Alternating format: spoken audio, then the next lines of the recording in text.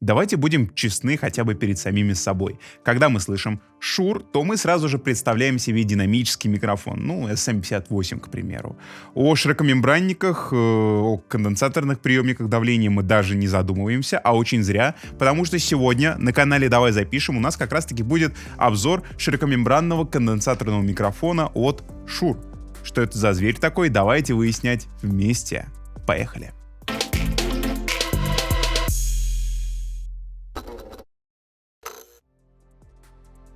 Shure SM27. Именно о нем сегодня у нас и пойдет речь. Перед тем, как мы начнем, упомяну, что весь сегодняшний звук пишется с помощью вот этого конденсаторного микрофона. На него, естественно, мы подаем фантомное питание, чтобы это все дело работало.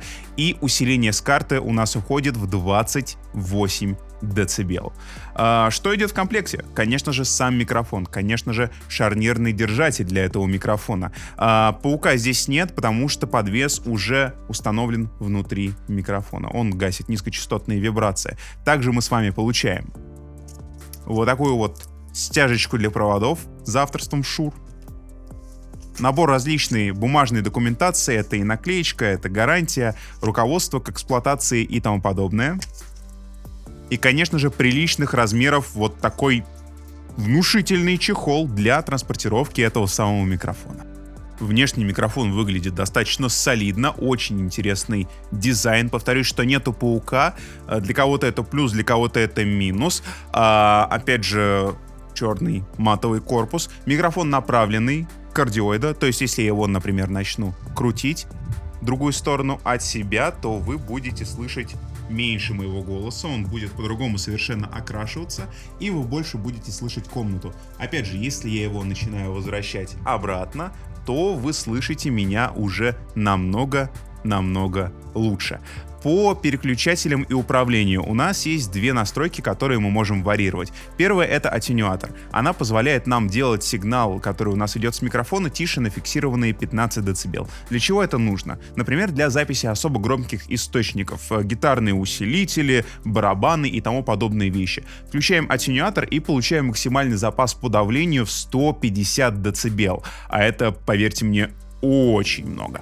Второй переключатель — это локат. Он срезает лишние низкочастотную составляющие. Это также поможет вам избавиться от каких-то низкочастотных проблем, шумов и так далее. Плюс эта штука срезает эффект близости, который возникает, когда вы находитесь очень близко к микрофону.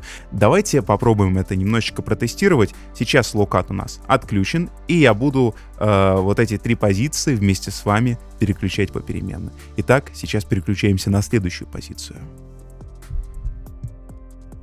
Да, как-то ролик у нас так незаметно стал ASMR, но все же. Сейчас работает первая позиция послабления, оно среднее. Теперь давайте перейдем на максимальное послабление низкочастотной составляющей. И вот так звучит микрофон, когда локат активен у нас по максимуму. Вернемся обратно. Что по амплитудно-частотной характеристике? Давайте взглянем на график. Ну, как и следовало ожидать, он достаточно линейный. Для конденсаторного микрофона это вполне себе нормальная история. Снизу мы имеем небольшой подъемчик на 50 Гц. Тут, наверное, стоит передать привет тем, кто будет записывать бочку с помощью этого микрофона.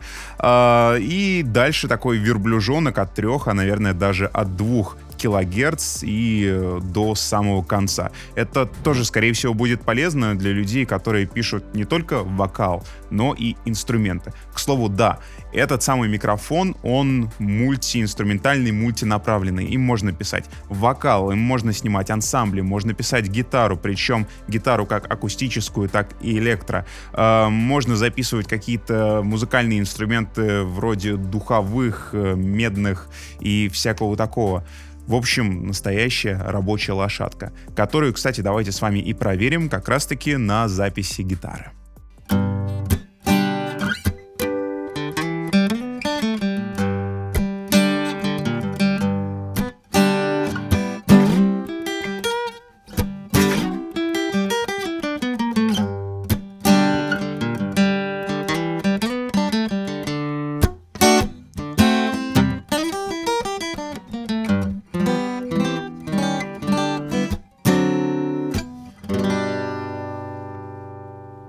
За конечный звук не в последнюю очередь ответственен бестрансформаторный усилитель класса А, который установлен внутри корпуса микрофона. Он позволяет нам получить прозрачную, быструю переходную характеристику и минимум искажений. Гитару мы с вами послушали, теперь давайте попробуем записать вокал.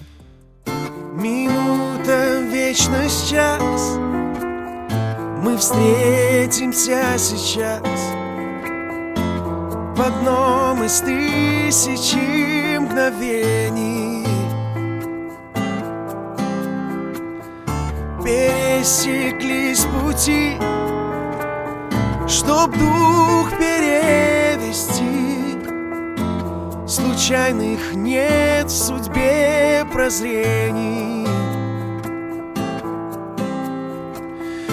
Минута, вечность, час вновь окружают нас, мелькая в бездне отражений. Опомниться успеть, во все глаза смотреть, как ты выходишь вдруг из тени. Если подводить итоги, то это был первый раз у меня, когда удалось в моей жизни покрутить конденсаторный микрофон от фирмы Shure в руках. Признаться, я был действительно удивлен. SM27 показал себя довольно неплохим микрофоном, в том числе и в качестве студийной рабочей лошади. То есть, когда один микрофон у нас имеет сразу несколько назначений. Запись вокала, инструментов и тому подобное. Но больше всего мне хочется услышать, что вы думаете по поводу вот этого самого микрофона. Для этого я приглашаю вас в комментарии. Обязательно напишите ваше мнение. Мы не прощаемся. Я желаю вам хорошего музыкального настроения. Говорю до встречи. До встречи в следующем ролике на канале «Давай запишем», где, я напомню, мы с вами занимаемся и разговариваем о про-аудио. Пока. Конденсаторном микрофоны.